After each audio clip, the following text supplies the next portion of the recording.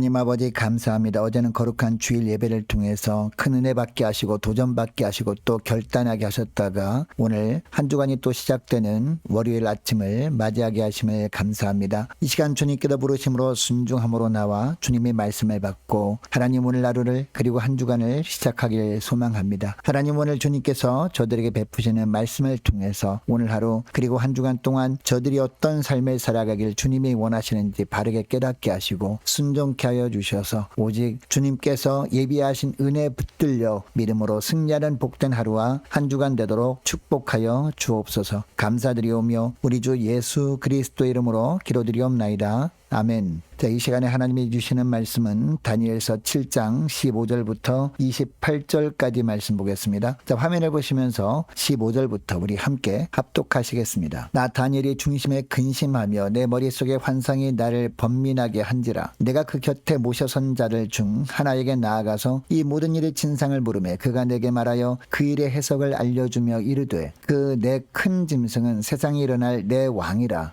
지극히 높으신 이의 성도들이 나라를 얻으리니 그 누림이 영원하고 영원하고 영원하리라. 이에 내가 넷째 짐승에 관하여 확실히 알고자 하였으니 곧 그것은 모든 짐승과 달라서 심히 무섭더라. 그 이는 쇠요 그 발톱은 노시니 먹고 부서뜨리고 나머지는 발로 밟았으며 또 그것의 머리에는 10뿔이 있고 그 외에 또 다른 뿔이 나오매 새 뿔이 그 앞에서 빠졌으며 그 뿔에는 눈도 있고 큰 말을 하는 입도 있고 그 모양이 그의 동료보다 커 보이더라. 내가 본 적 이 뿔이 성도들과 더불어 싸워 그들에게 이겼더니 옛적부터 항상 계신 이가 와서 지극히 높으신 이의 성도들을 위하여 원한을 풀어주셨고 때가 이름에 성도들이 나라를 얻었더라. 모신자가 이처럼 이르되 넷째 짐승은 곧 땅의 넷째 나라인데 이는 다른 나라들과는 달라서 온 천하를 삼키고 밟아 부서뜨릴 것이며 그 열 뿔은 그 나라에서 일어날 열 왕이요 그 후에 또 하나가 일어나리니 그는 먼저 있던 자들과 다르고 또 새 왕을 복종시킬 것이며 그가 장차 지극히 높으신 이를 말로 대적하며 또 지극히 높으신 이의 성도를 괴롭게 할 것이며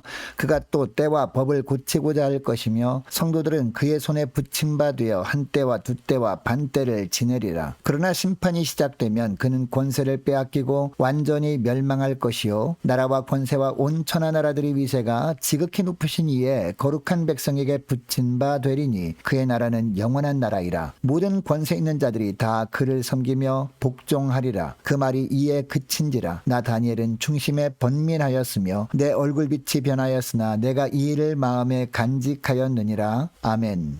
여러분, 이 세상의 역사를 바라보는 두 종류의 시각이 있는데요. 그 첫째가 순환 사관입니다. 그리고 둘째가 직선 사관인데요. 이 순환 사관은 뭐냐? 세상은 돌고 도는 것이라는 겁니다. 그러니까 이 땅에 살면서 모든 사람들 개인을 인정하고 둥글게 살아가자. 좀 모난 부분이 있어도 좀 이해를 하고 살아가자. 이렇게 하는 겁니다. 근데 특징이 있어요. 이 순환사관은요, 개인을 중시하는 거예요. 그러나 직선사관은 어떤 겁니까? 시작이 있고 끝이 있다라는 겁니다. 자, 그러니까 끝이 있음을 알고 겸손해야 된다, 누구나. 그리고 그 끝을 대비해야 된다. 이런 이야기입니다. 그러니까 특징이 이 직선사관은 성경적인 사관이라는 거죠. 근데 오늘 본문은 이 세상은 그냥 돌고 도는 것이 아니라, 물론 돌고 도는 것처럼 보이긴 합니다. 근데 돌고 하면서 시작이 있으면 끝으로 향해 나가는 게 바로 이 세상이다. 그러니까 끝을 대비하고 살라라는 의미가 오늘 본문의 말씀이 나옵니다. 오늘 본문은 지난 금요일 새벽에 이어지는 말씀인데요. 이 다니엘은 내 짐승에 관한 꿈을 꾼 후에 굉장히 번민하다가 이 천사에게 질문을 합니다. 이 다니엘의 질문에 천사가 대답하는 내용이 바로 오늘 본문입니다. 이 내 짐승에 관한 꿈을 해석해 주는 겁니다. 여러분, 오늘 본문을 통해서 하나님께서 우리에게 주시는 말씀이 있어요. 이 세상 나라는 힘이 센 나라가 약한 나라를 계속해서 정복하는 일이 반복되는 나라다, 이런 이야기를 합니다. 그러나 이 나라는요, 영원하지 않다라는 겁니다. 자기 힘을 자랑하는 기간이 너무나 짧기 때문에 이런 세상 나라 두려워하지 말라라는 겁니다. 영원한 하나님 나라만을 소망하면서 믿음으로 살아라. 세상 끝날에는 영원한 하나님 나라가 펼쳐질 거니까 그날을 소망하면서 그날을 준비하며 살아라 라는 것이 오늘 본문의 내용입니다. 여러분, 오늘 본문에서 내 짐승이 연달아 등장하는 것은요, 무엇을 의미하는 것이었습니까? 한 나라가 일어나면서 국력이 강해지게 되고 국력이 강해지면서 주변의 다른 나라를 집어삼키는 모습, 이 모습을 뜻하는 환상이거든요. 한 강대국이 세계 수많은 나라들을 침략해서 정복하고 제국을 세웁니다. 그런데 아무리 강한 나라였지만 결국에 어떻게 돼요? 세월이 흐르면서 국력이 점점 약해진다는 겁니다. 그러면 또 상대적으로 힘이 센 나라에게 정복당한다라는 겁니다. 이런 역사 속에서 오늘 본문에 나오는 네 나라가 존재합니다. 오늘 본문에 나오는 네 짐승이 어떤 나라일까요? 첫 번째 짐승은 바로 바벨론을 의미하죠. 그 다음에 메데바사, 그 다음에 헬라 제국, 그 다음에 로마 제국을 의미합니다. 그리고 이 네 번째 짐승은요, 로마 제국부터 시작된 세상 나라인데 오늘까지 계속되는, 주님이 재림하실 때까지 계속되는 이 세상 나라를 의미하는 것이기도 합니다. 이 네 번째 짐승의 나라에 이르면 하나님의 자녀들이 어떻게 된다라고 하고 있습니까? 극심한 핍박을 받을 것이다 라고 하고 있어요. 21절 말씀 보시기 바랍니다. 내가 본즉 이 뿔이 성도들과 더불어 싸워 핍박을 받는다는 겁니다. 그들에게 이겼더니 라고 하고 있습니다. 그리고 25절 말씀에도 보니까 그가 장차 지극히 높으신 이름을 말로 대적하며, 지극히 높으신 이를 말로 대적하며 라고 하고 있는데, 여러분, 지극히 높으신 이 누굽니까? 바로 하나님 아닙니까? 그러니까 이 네 번째 짐승의 나라에 이르면 하나님의 이름이 조롱을 받게 된다라는 겁니다. 그리고 23절 하반절 말씀에도 보니까요, 이 넷째 나라는 온 천하를 어떻게 한다라고 하고 있습니까? 온 천하를 밟아 부서뜨릴 것이다 라고 하고 있습니다. 그런데 26절부터 보니까 대반전이 일어나고 있어요. 26절 말씀 보시기 바랍니다. 심판이 시작되면, 그러니까 하나님의 심판이 시작되면 이라는 말이에요. 심판이 시작되면 그는 권세를 빼앗기고 완전히 멸망할 것이다 라는 이야기를 합니다. 여러분, 우리가 읽은 다니엘은요, 다니엘서는 남유다 백성들이 바벨론의 포로로 끌려간 이후에 기록된 책이거든요.